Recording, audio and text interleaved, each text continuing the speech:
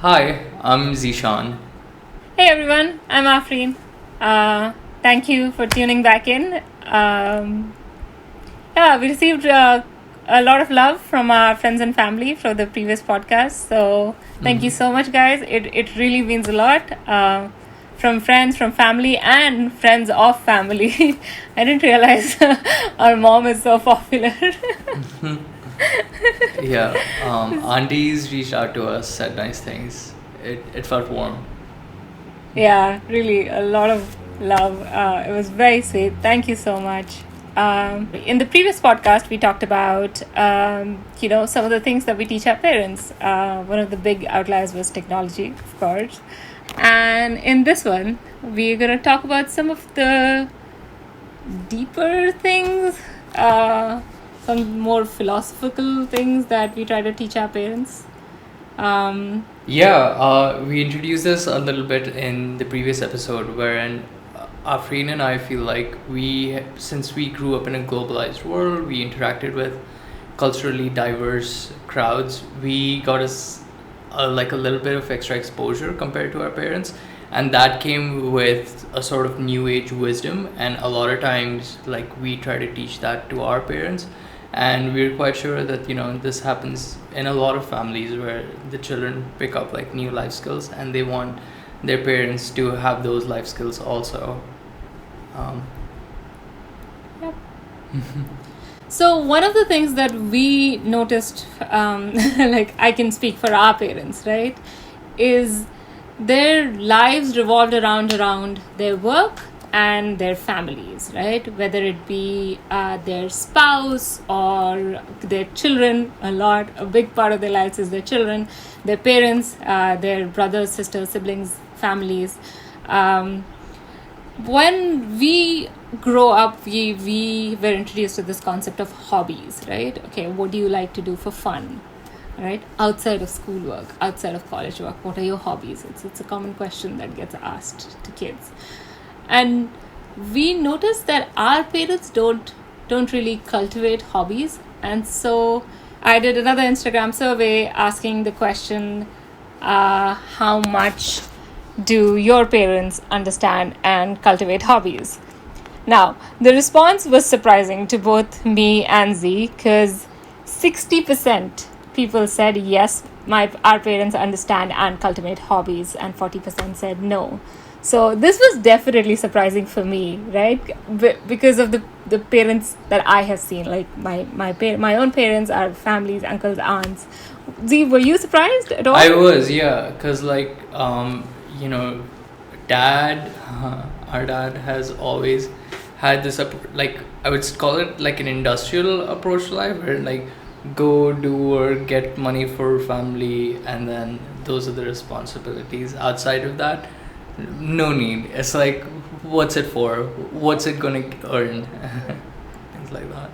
Right, and it's the same way for our mom. Like she for context, our mom used to be a teacher when we were young, but once we moved out of, we used to live in Gujarat. Once we moved out of there, she gave up working, so she is a homemaker.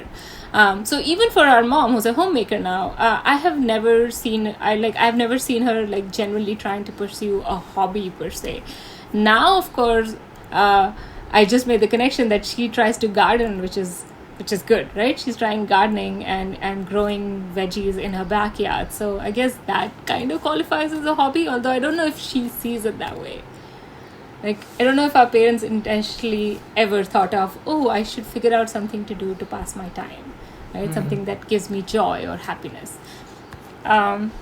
So this answer was definitely surprising, but I did get a lot of, one response really stands out. So I'm going to read out what a friend of mine said about regarding, something she teaches her parents. And I'm just going to quote her here. The art of truly trying to understand what makes one happy by keeping aside, at least for once, its impact on others, reaction it will attract, and going for it. I feel like she summed up what we are trying to tell our parents and teach our parents. Yeah, it was beautifully worded. Thank you so much for responding. And So I want to say something about this. I thought about this a little bit, and I think what's happening is like parents aren't nurturing themselves enough, and you know, in a lot of cases, that's for good reason. Our parents, they were so worried about being able to earn for their families. They were so worried about like saving up enough money because, they were, I mean, India's always been competitive. I get that, this happens more in India because, like, compared to, let's say, the US, there are like fewer resources to go around per person.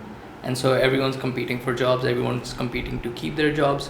And ethically, a lot of Indian companies just aren't as good as some of the US ones. So if an employee is willing to offer 14 hours of work a day, they'll take it. In fact, that'll be the new benchmark in that company. And then everyone's got to work 12 hours, 13 hours a day to try to keep their jobs.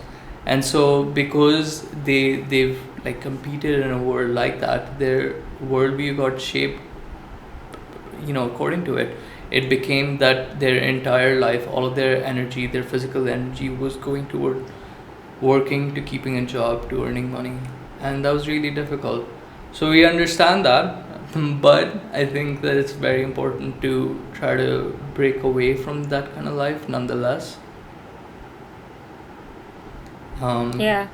It's very important to like grow outside of work. Work isn't everything.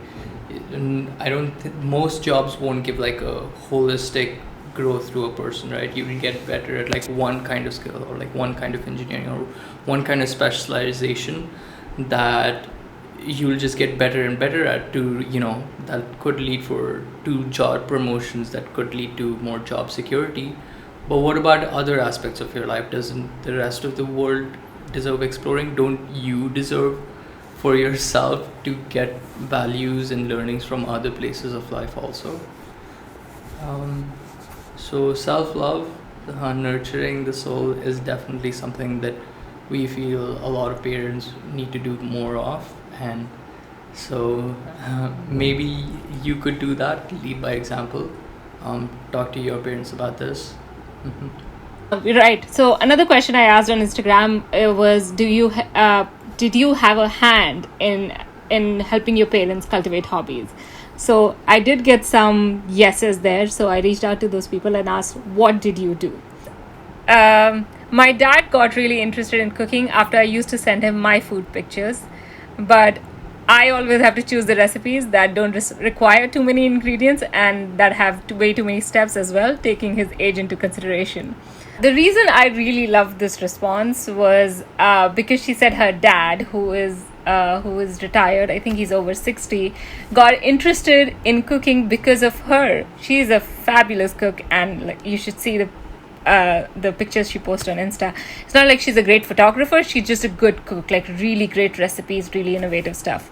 So she inspired her dad to start cooking, and I love that. So yes, I think children play a big part now in helping our parents do small little things for themselves, right? Something purely for their happiness, it's not for anyone else, which our parents are so, especially I see it in my parents, like we said, they're so attuned. Like, it's so about everything for others. Our mom, it's all about our dad's happiness, our kids, her own parents, her siblings. So it's important to teach our parents or encourage them to find these little things that they should do just for themselves. Some other responses that we got were around yoga, baking, gardening, reading, drawing. One person said, "Is Netflix a hobby?" And since I would argue that it is. yes, Yeah. yes, I told her, especially since in the last podcast we talked about this, Netflix and watching stuff from just outside, not just limited to things we generally watch, right? Like Indian movies or TV shows. Exploring other things is great. It gives them a view of the world outside their little homes, their little country, community, however, right? It's really important. So yes, Netflix is very much a hobby. My friend told me she got her dad to watch Money Heist. That's cool. All right, so another thing that we wanted to talk about, as we mentioned in the beginning of the video, is cultural sensitivity and how we teach that to our parents a little bit. I think, like we've mentioned earlier, it's because we grew up in a little bit more of a global community. Thanks to the internet, we had more exposure to things that were created outside. We also, like Z and I, our parents moved to Kuwait in 2002. So in like very early years, we moved abroad. Then also both of us came to the US to study. So that way we met a lot of people and interacted with a lot of people that were just not confined to Indian culture, correct? And I think that's the reason. Like, this was one of the things that shone through in my Instagram survey also, where a lot of my friends spoke about how they teach their parents to be more culturally sensitive. And I don't know, like our parents, for example, like our parents, right? They moved to Kuwait in 2002, like I said. So, but even in Kuwait, they were like more, because Kuwait has a very large Indian population. Most of their friends, our family friends, our circles, our school, everything was Indian, including people at dad's work. A large percentage was the Indian community. So I feel like maybe that's the reason they didn't I don't know, they didn't get a lot of exposure to different cultures. Yeah, I think that is a factor. However, I think that a factor is also, did they want to take on, learnings from another culture? For example, there are Indian families in the US that have taken on a sort of Western culture for themselves and their families, wherein they allow their children to be dating. They consume a lot of Western art, American art or European art, things like that. And there are also Indian families in the US that didn't make those choices, that wanted to keep conservative Indian values, that don't allow their children to date people, things like that. And so I think the biggest factor is personal choice. Is there a drive to want change? Is there a drive to let your cultural identity evolve and to become something new in this new world? That's a good point. Like, even if you have this, like, even the drive to just learn, not maybe like change yourself or your family ways, but just understand why things work a little differently, right? And yeah, it's not just about evolution, it's about accepting others who are not like you, right?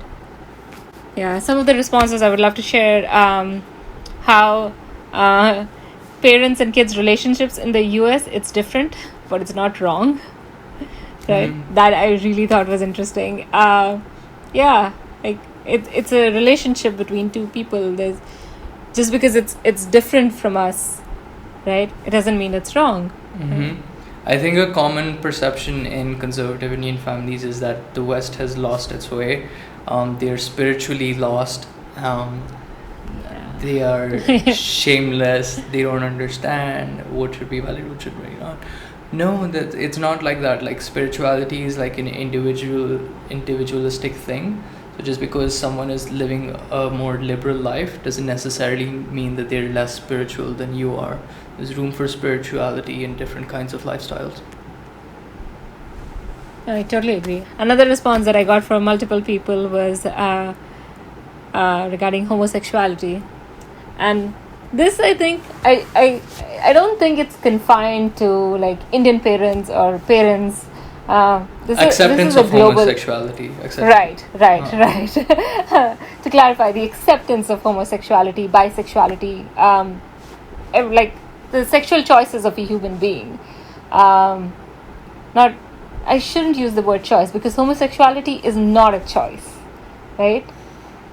It's a characteristic. It's just inbuilt. It's who you are, and the accepting of that, it's a problem everywhere. It's not just a problem in India. It's a problem in the US. It's a global issue, and so it was really interesting because I've had similar conversations with our parents about homosexuality, and it was very interesting that my friends also pointed that out, like revoking of Section 377. was one of the things that was pointed out.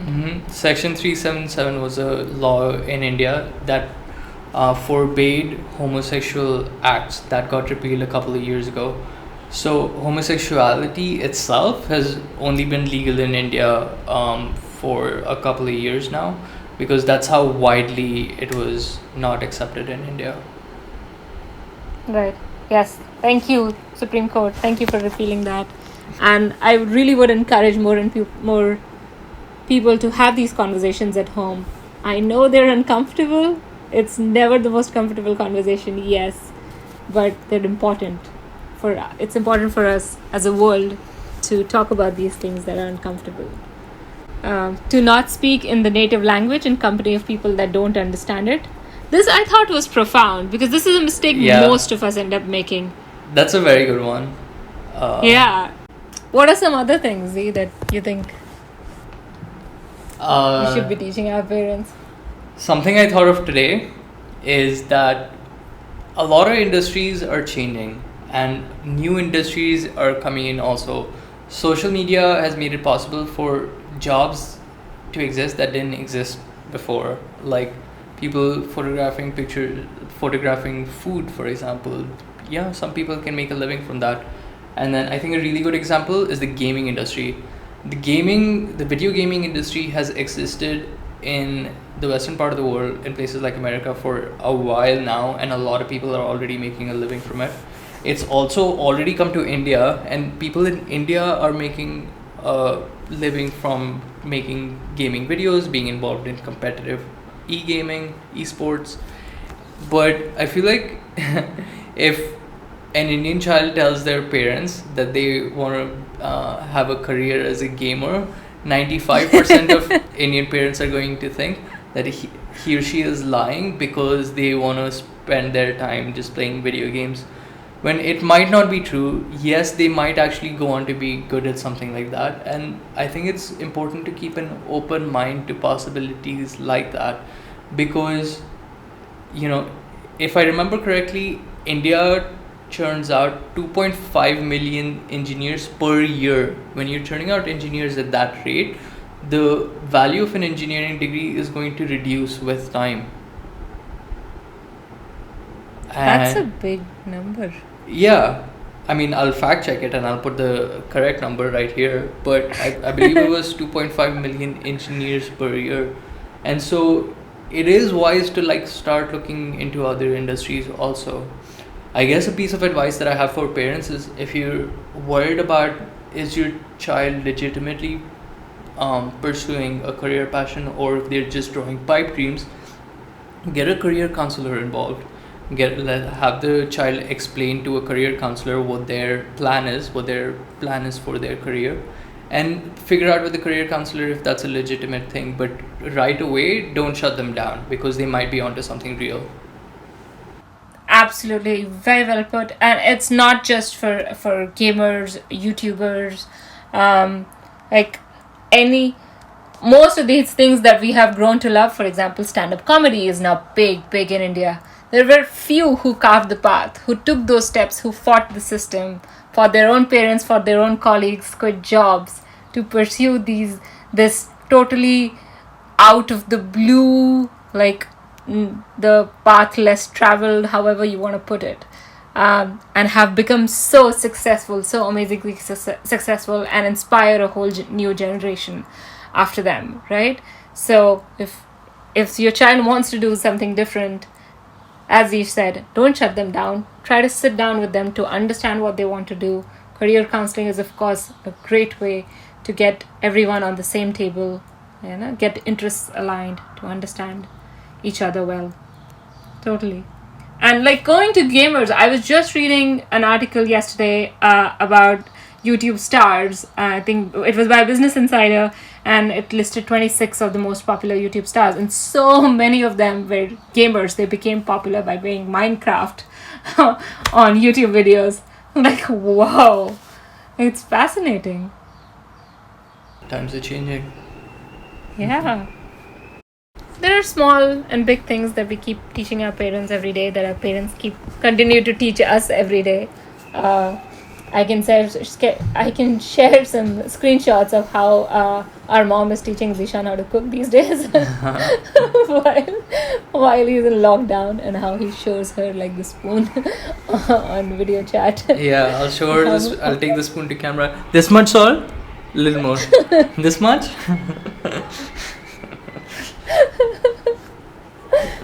So, yeah, it's a continuous growing and learning is important, and we should, no matter what age we are, like continuing to grow is important, and it's something that all of us should strive for. Mm-hmm. So I think we've talked about a few things that we desire to communicate to our parents, or desire for our parents to try to understand. There are other subjects too that we haven't touched upon. I think religion is a big one. I think what's happening in a lot of Indian families is the parents want to continue certain religious values in their families, while the children don't share the same perspective and want to break out of those religious identities in different ways.